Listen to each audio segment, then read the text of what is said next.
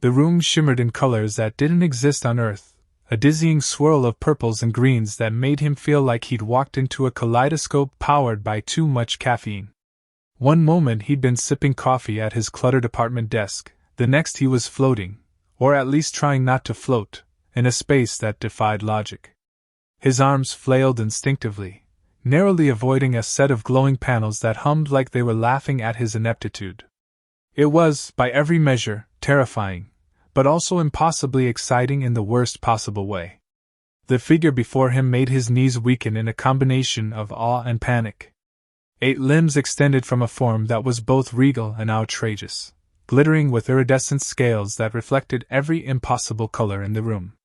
The eyes, 2 massive, luminescent eyes that seemed to pierce his very soul, focused intently on him, narrowing in a way that made him gulp audibly. She tilted her head, and the other 6 limbs shifted with a grace that was almost hypnotic.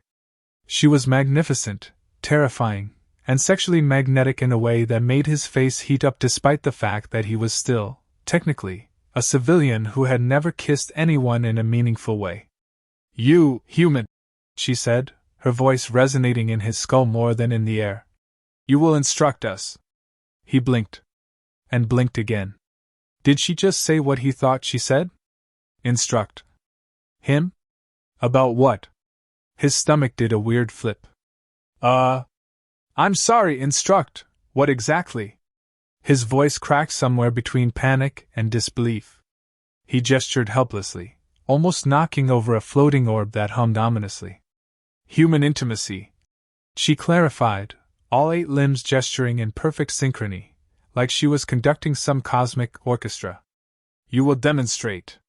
He choked on the air. Intimacy? Like, kissing and stuff? He winced at his own words.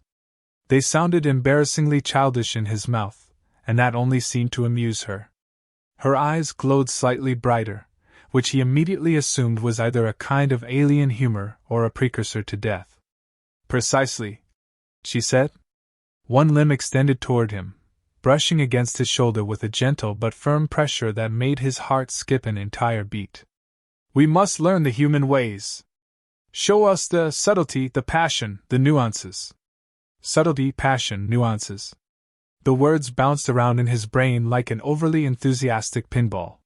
He tried to imagine explaining these things to anyone else, let alone a creature with limbs longer than his own body, scales, glowing eyes, and apparently zero modesty. His hands clutched at his chest, which felt suddenly too small to contain his panic. He considered fainting right there on the glittering floor, but the last time he'd fainted he'd fallen off a chair in middle school and had been mocked for a week. Not an option. Attempting to salvage some dignity, he straightened his back and said, Okay, well, intimacy, humans, it's about connection. About closeness, trust. He trailed off, realizing that trust might be interpreted very literally. One of her limbs extended further, touching his hand with careful precision, and his cheeks burned hotter than a summer sidewalk. And, physical affection. Gentle touching, kissing, cuddling. The words left his mouth in a rush, and the absurdity of explaining this to a being with 8 arms made him want to crawl under one of the floating panels. She leaned in slightly, not menacingly but with intense curiosity. Her glowing eyes fixed on his, and for a horrifying moment he was hyper-aware of everything about himself, his awkward posture, the way his shirt clung to him from his sudden sweat, the tremor in his hands. He tried to stay calm, but the effect was entirely ruined when one of her limbs brushed along his arm again, this time with a deliberate, almost teasing pressure. His mind scrambled to formulate a coherent response, but it mostly consisted of mental screams and frantic prayers that he wouldn't say something stupid. Demonstrate, she commanded again, this time with a flick of multiple limbs in synchrony. He swallowed hard, trying to convince himself that maybe this was all some bizarre dream. Maybe he'd doze off and wake up at his desk with coffee in hand. Except his pants were real, his heart was racing, and the alien queen, yes, alien queen, was still watching him like he was a very delicate puzzle she intended to solve personally. He cleared his throat. Well, I guess we start with something simple. Like a kiss. His voice sounded pathetic even to his own ears, and he cringed at the squeak that followed. She tilted her head, eyes narrowing in what he assumed was either critical judgment or sheer curiosity, and then she mimicked him. Not just in words, but in motion, stretching her multiple limbs toward him in what might have been considered a very enthusiastic attempt to copy human posture. His brain short-circuited. 1 second he was thinking, "Stay calm, you can handle this," and the next his body was being enveloped by a tangle of limbs, shimmering scales brushing against him, every movement exaggerated by zero-gravity physics that made him spin and flail helplessly. A slow, romantic kiss turned into a chaotic ballet of accidental groping, limbs intertwined in ways he didn't think were physically possible, and floating objects, candles, scarves, decorative orbs, caught in the whirlwind. He squeaked, tried to pull away, but every movement seemed to multiply the chaos. Somewhere in the middle of this disaster, he noticed something almost impossible, a tiny, subtle spark in her gaze. Beneath the alien intensity, there was amusement, curiosity, even interest. His chest swelled with a mix of panic, humiliation, and a strange thrill. He had no idea what he was doing, and yet, somehow, it felt electrifying. And then, just when he thought he might survive the first demonstration without being completely crushed or permanently embarrassed, she let out a sound, a low, almost musical chuckle that reverberated in the room and in his chest. It wasn't mocking. It wasn't judgmental. It was pure delight. And for some inexplicable reason, it made him grin nervously, because despite all the chaos, he felt, seeing. Floating in a tangle of alien limbs, completely overwhelmed, he realized that this was only the beginning. The lesson had started, and he was already failing spectacularly. But perhaps, just perhaps, the Queen was enjoying every second of it, and maybe, just maybe, there was a chance for something more than humiliation. And that thought made him both terrified and incredibly, impossibly excited. The moment she declared that he would demonstrate a human kiss to her court, his brain short-circuited.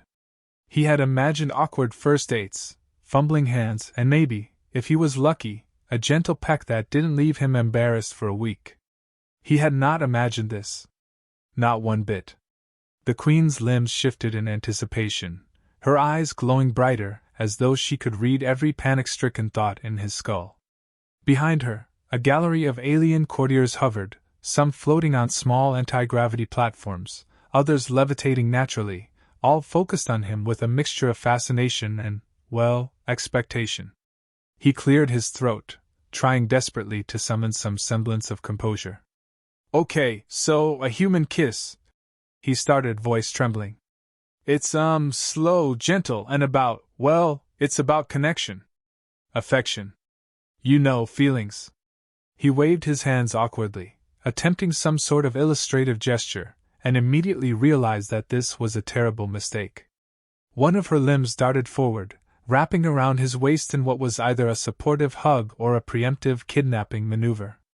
He stiffened, glancing around nervously at the floating crowd of aliens, who were already leaning forward, eyes wide, eager for instruction. "Connection," she echoed, voice like velvet and steel, and leaned closer. He felt heat rise to his cheeks, partly from embarrassment, partly from the absurdity of the situation, and partly because, yes, he was undeniably attracted to her. He tried to demonstrate a simple approach, one hand extended slowly to her arm, fingers brushing lightly, but she intercepted it with 4 limbs, looping them around his torso and shoulders in a way that made him wonder if she was trying to give him a hug or crush him into a knot of skin and scales. He coughed, muttered something about personal space, and then froze as she leaned in closer, her eyes sparkling with curiosity and amusement. The Queen's massive head tilted slightly, her multiple eyes tracking his every movement, and for a moment he forgot to breathe. Then came the inevitable collision. He had leaned in to show her how humans slightly tilt their heads during a kiss, and she had responded by extending every limb in synchronization, each appendage brushing against him in a way that was equal parts seductive and utterly chaotic. Objects floated. A set of small, glowing orbs that were clearly decorative zoomed past him like startled fireflies. His shirt caught on a limb, tugged tight across his chest, and he yelped, trying to free himself while simultaneously maintaining some sort of dignity. A pillow, inexplicably drifting in midair, collided with his elbow, sending him spinning slightly, and he found himself wrapped more tightly in her arms than he had ever been with a human partner, or anyone, ever. He tried again, attempting to demonstrate the gentle touch of lips on lips, but gravity, or the lack thereof, betrayed him. He ended up twisting awkwardly, their faces mere inches apart, and she mimicked his every motion with an intensity that was almost overwhelming. A misplaced hand, a too enthusiastic brush against his back, and suddenly he was tumbling backward, limbs tangled, colliding with a floating console, sending sparks into the air. The alien courtiers gasped, then erupted into sounds that could only be described as alien applause, or maybe laughter. Either way, it was humiliating and exhilarating all at once. Amid the chaos, he noticed something odd. She wasn't angry. She wasn't offended. She was fascinated, watching him with rapt attention, her limbs occasionally brushing him in ways that made his stomach tighten and his brain short-circuit simultaneously. There was curiosity there, yes, but also amusement, and something else he wasn't ready to name. Attraction, maybe? Something dangerous, something that made his knees weak even as he tried to maintain balance on a floating cushion. He took a deep breath, trying to regain control, and attempted a verbal explanation over the hum of the ship. You see, a human kiss isn't about strength or. He gestured wildly with both hands, one of which promptly got wrapped in one of her limbs, and he ended up pointing vaguely at the ceiling while she tilted him slightly in midair like he was a puppet. He groaned inwardly. This was supposed to be simple, like leaning in, closing your eyes, touching gently. Instead, it had become a zero-gravity tangle of limbs, floating furniture, and panic-induced sweat. One of the Queen's limbs extended, brushing against the back of his neck, and he froze. It wasn't aggressive, it wasn't threatening, but the touch sent an electric jolt through him that made his hair stand on end. He tried to articulate that humans sometimes communicate with subtle touches, whispers, eye contact, little gestures that show trust and affection, but every word he spoke seemed to make her mimic him more eagerly. One limb twined around his wrist, another around his waist, and the rest hovered, waiting for his next move like a synchronized alien dance troupe.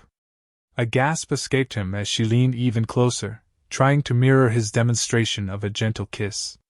The proximity, the warmth radiating from her scaled body, the faint glow of bioluminescent patterns along her limbs, it was distracting in a way that made his mind go blank. He closed his eyes for a fraction of a second to focus, and the next thing he knew, a miscalculated twist sent him spinning, her limbs wrapping tighter, and a floating orb collided with his shoulder, sending him crashing into a tangle of cushions. They were a mess, entwined, awkward, ridiculously close, and he had never felt more mortified. And yet, she laughed. Not a cruel laugh, not a mocking one, but a sound that resonated somewhere deep in his chest, making his pulse race and the chaotic scene feel somehow intimate. She tilted her head, her glowing eyes sparkling with curiosity and delight, and he realized that despite all the zero-gravity mishaps, the flailing limbs, and the floating debris, she was enjoying it. Perhaps she even liked it. He exhaled shakily, caught in a swirl of embarrassment and adrenaline, realizing that this was only the first attempt. He had survived the initial chaos, somehow maintained most of his dignity, and, more importantly, had made a connection with the most intimidating, fascinating, and ridiculously beautiful alien he had ever encountered. It was terrifying. It was overwhelming. And, for reasons he wasn't ready to admit, it was thrilling. The Queen's limbs slowly released him just enough to allow him to catch his breath, but she didn't step back. She hovered inches away, eyes gleaming, studying him with a mixture of amusement and intense curiosity. The courtiers murmured, fascinated and eager for more, and he realized that this lesson was far from over. He was trapped in zero-gravity chaos, with a multi-limbed alien queen demanding intimacy lessons, and somehow, some inexplicable reason, he couldn't look away, or stop wanting to impress her. He groaned, straightened his shirt as best he could, and muttered to himself, "Oh no, this is going to get worse." And somehow, in the midst of embarrassment, floating orbs, and a very hands-on queen, he found himself smiling. The next lesson began with a kind of dread that settled into the pit of his stomach like a lead weight. He had survived the initial kiss disaster, somehow untangled himself from the queen's multi-limbed embrace, and convinced himself that the first round of zero-gravity chaos had been a fluke. He was wrong. Completely, catastrophically wrong. As he floated into the main chamber, he realized the queen had invited, or perhaps commanded, the entire court to observe. Dozens of aliens hovered, limbs extended, eyes glowing with curiosity and expectation, each of them silently judging his every awkward movement. He took a shaky breath, trying to muster some semblance of authority. "All right, everyone, this is about human intimacy," he began, voice wavering. "It's about connection, affection, and trust. Physical closeness, yes, but—" Before he could finish, a particularly eager alien reached out a limb to mimic his gesture. He tried to step aside, only to drift backward, colliding with a floating cushion and sending a small stack of glowing spheres spinning across the room. One orb bounced off an alien's head, eliciting a series of squeaks and chirps that made him flinch. This was going to be a long day. He decided to start with something simple, hand-holding. He gestured for a volunteer. Immediately, 3 aliens shot their limbs forward, tangling themselves with each other and with him. He tried to disentangle them, mumbling about gentle pressure, how humans like to feel secure but not constrained, but every word seemed to trigger more literal interpretations. Fingers intertwined with 6 arms where 2 would have sufficed, and before he knew it, he was being pulled into a floating knot of bodies that made his head spin. Attempting to demonstrate a kiss was worse. He leaned toward a willing alien, explaining the tilt of the head and the gentle closing of the eyes, and the moment he made the motion, limbs from 3 other aliens shot in from different directions, mimicking the movement in exaggerated, chaotic synchronization. His lips barely met the intended target before someone else's arm brushed against his side, sending him spinning sideways and tangling him further in a heap of glittering scales and glowing skin. He tried to speak, to explain that humans value subtlety, but his voice was lost amidst squeaks, hums, and what might have been an alien cheer. The queen observed from the center of the room, her glowing eyes fixed on him with amusement and undeniable fascination. She mirrored his motions in exaggerated perfection, showing him the correct angles and pressures, or at least what she assumed were correct, which often led to even more ridiculous outcomes. He couldn't help but notice the way her limbs brushed his accidentally, the way her eyes lingered for just a fraction too long on his expressions, and for a brief moment, he imagined that maybe, just maybe, she wasn't only interested in learning about human intimacy for the sake of research. "Now foreplay," he muttered, feeling his stomach knot as he attempted to explain something as simple as gentle teasing or caressing. The words barely left his mouth before one of the court members lunged forward with 6 limbs, apparently intent on practicing what he had just described. He yelped as his arms and legs were used as unwilling demonstration props. A floating scarf wrapped around his wrist, then slid to the queen, who examined it with glowing curiosity, twisting it into a knot and dangling it like some alien trophy. Cushions collided, orbs bounced, and somewhere in the middle of the chaos, someone's tail flicked him across the shoulder, sending him spinning into a pile of laughing aliens. Despite the absolute pandemonium, he tried to focus on small victories. He taught subtle touches on the arm, the gentle caress of the back, whispers near the ear, but every lesson was immediately misinterpreted. One alien tilted its entire body to the side and tried whispering into 3 others simultaneously, producing a bizarre echo effect that made him wince. Another attempted eye contact, but with 6 eyes and a tongue flicking nervously, it was more distracting than helpful. He groaned, realizing that conveying intimacy to beings who literally did not have the same concepts of modesty or personal space was going to require every ounce of patience he possessed. And yet, amid all the flailing limbs and floating furniture, he noticed glimmers of success. The queen had begun mirroring his subtle gestures correctly, her glowing patterns softening in a way that suggested genuine interest and enjoyment. When he demonstrated how a human hand might brush another's in a tender, reassuring manner, she followed with elegance and precision, making him blush even as he corrected her positioning. He could see it, the spark of connection, the bridge between human awkwardness and alien fascination. It was subtle, almost imperceptible, but it was there, and it made the chaos worth it. The final challenge of the lesson was a coordinated cuddle demonstration.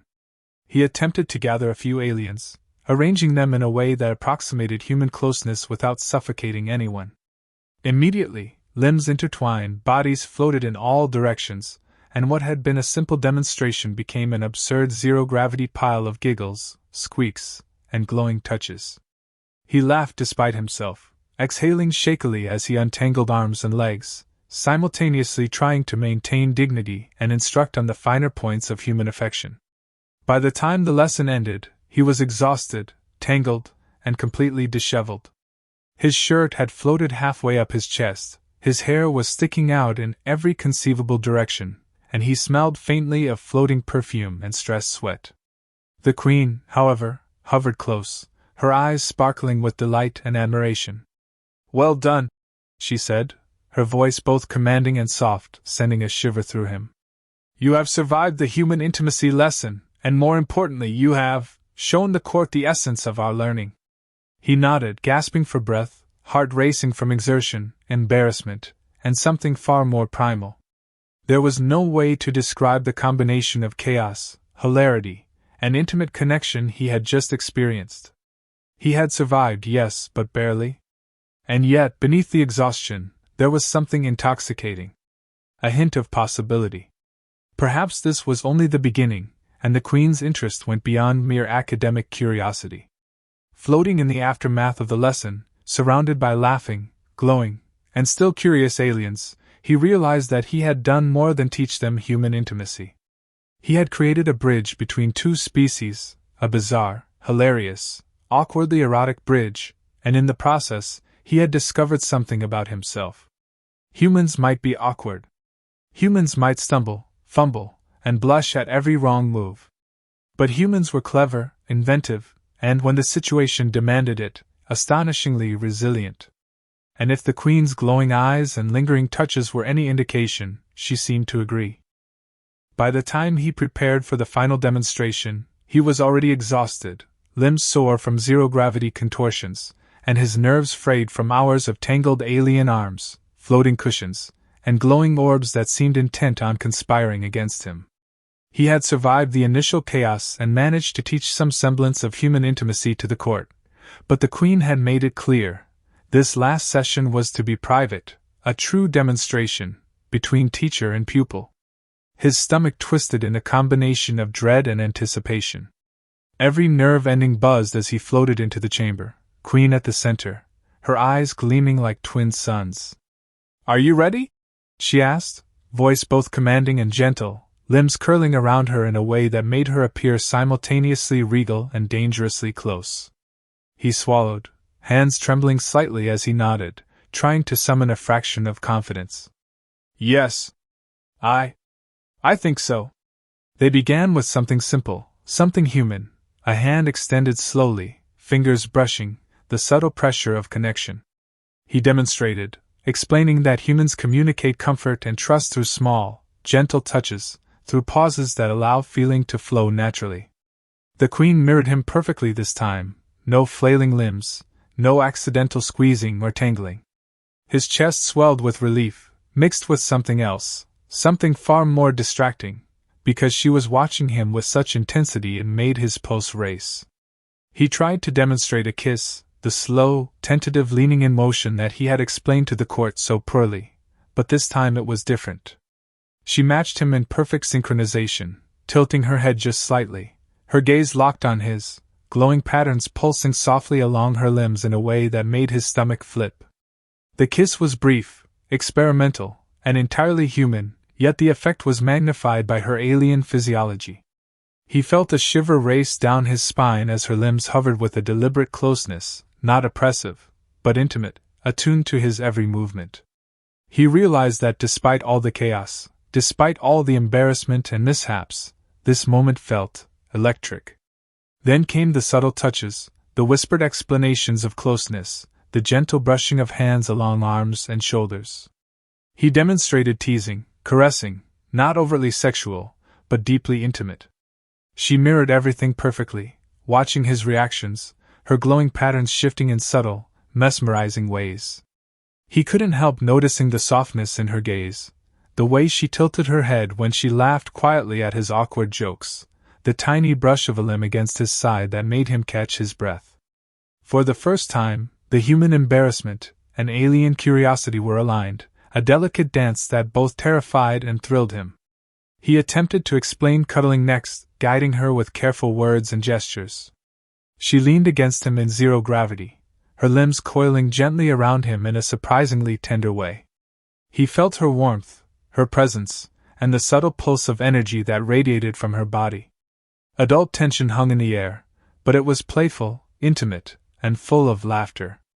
One misplaced touch sent them both spinning slightly, and he burst out laughing at their ridiculous, floating contortion, her laughter joining his in a rich, resonant sound that vibrated in the chamber. In the midst of this chaos, something remarkable happened. He realized that he wasn't just teaching her. He was learning too.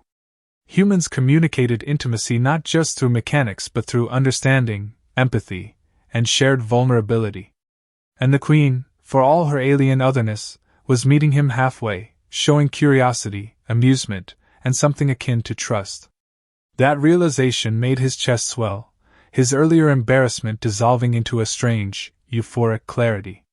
The final demonstration escalated into playful chaos. A floating scarf tangled them briefly, a cushion brushed past his shoulder, and a glowing orb hovered dangerously close, but neither of them panicked. They laughed, untangled themselves, and resumed the lesson, improvising, adapting, and somehow creating a rhythm that was both hilarious and intimate. It was messy, it was chaotic, it was deeply adult, and it was perfect in a way he had never imagined. Finally, when they paused to catch their breath, the Queen's glowing eyes fixed on him, softer now, warmer, curious in a way that made his heart thrum. "You have shown me more than technique," she said, her voice low, resonant, and full of emotion. "You have shown me connection. Intimacy as humans feel it, as humans live it."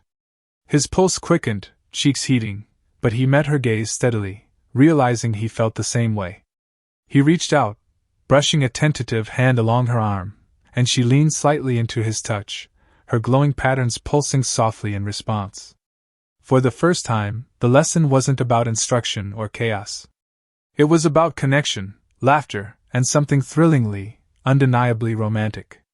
The moment stretched, suspended like everything else in zero gravity, until a small tangle of limbs and a floating cushion sent them spinning, laughing together, breathless and exhilarated. As they floated there, laughing and untangling themselves, he realized something important. Humans might be awkward, clumsy, and hilariously uncoordinated, but they were clever, inventive, and capable of creating intimacy even in impossible circumstances. And the Queen, for all her power and alien grace, had chosen to meet him on his terms, showing vulnerability and curiosity that made his heart race. When the case finally subsided, she floated closer, her limbs curling gently around him in a tentative embrace. He met her gaze, his nervousness melting into exhilaration and something deeper, something warm and undeniably romantic. "Perhaps you should stay longer," she said, eyes glimmering mischievously. "There are more lessons to be had." He laughed, heart pounding, feeling a mixture of embarrassment, excitement, and longing. Somehow, amidst the floating chaos, the tangled limbs, and the slapstick disasters of zero-gravity intimacy, he had survived, taught, and, most importantly, connected. The Queen's hand brushed against his side lightly, a silent promise of more chaos, more laughter, more intimacy, and perhaps more love. And he realized, with a dizzying combination of awe and relief, that he wouldn't trade this experience for anything.